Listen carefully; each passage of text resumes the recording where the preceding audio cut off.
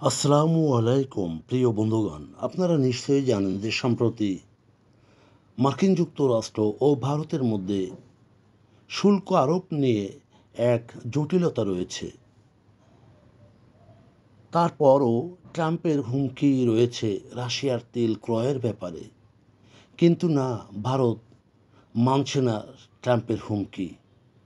ভারত রাশিয়ার তেল কিনবেই। মার্কিন প্রেসিডেন্ট ট্রাম্পের জরিমানার হুমকি থাকা সত্ত্বেও ভারত তার রাশিয়া থেকে তেল কেনা অব্যাহত রাখবে, যা ভারতের সর্বশেষ সিদ্ধান্ত। ভারতের ধারণা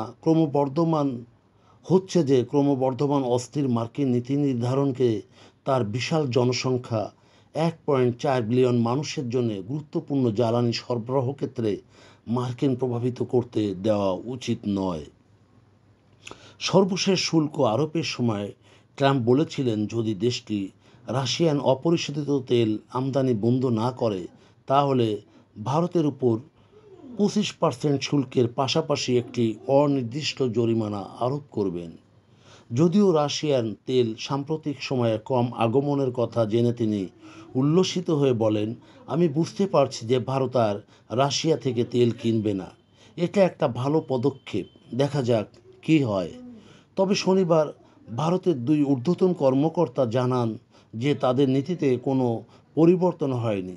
সরকার রাশিয়া থেকে আমদানি কমানোর জন্য তেল কোম্পানিগুলিকে কোনো নির্দেশও দেয়নি।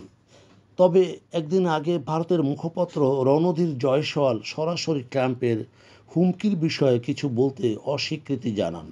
তবে তিনি জানান, রাশিয়ার বিষয়ে নীতির কোনো পরিবর্তন হবে না, কারণ ভারত ও রাশিয়ার মধ্যে একটি স্থিতিশীল এবং সময় পরীক্ষিত অংশীদারিত্ব রয়েছে।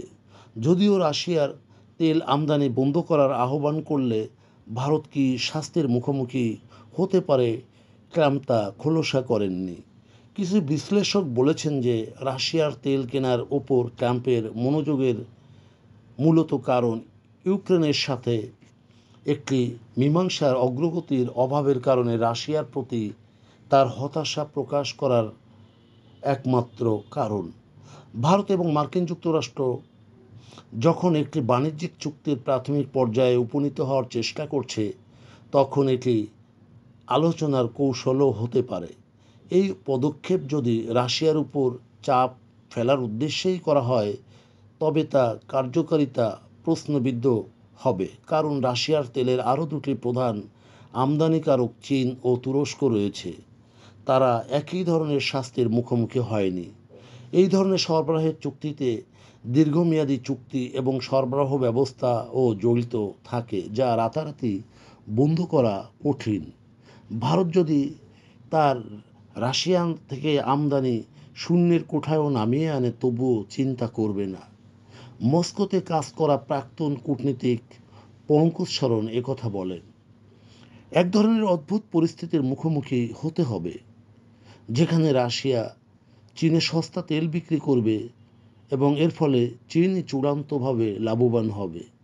ভারত তার বিশাল জনসংখ্যার দেশ, যেখানে প্রায় 90% তেলের চাহিদার জন্য আমদানির উপর নির্ভরশীল হতে হয়।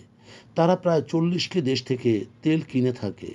তবে তা মার্কিন পদক্ষেপের কারণে প্রায়শই সরবরাহ প্রভাবিত হয়েছে।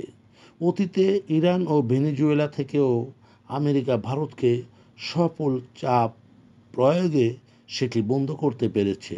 প্রিয় বন্ধুগণ, যদি আমাদের এই তথ্য গল্প আপনার ভালো লাগে তাহলে লাইক এবং শেয়ার দিন, এবং আজ আমাদের সঙ্গে থাকার জন্যে ধন্যবাদ। আমাদের ফলো দিন এবং সাবস্ক্রাইব করুন।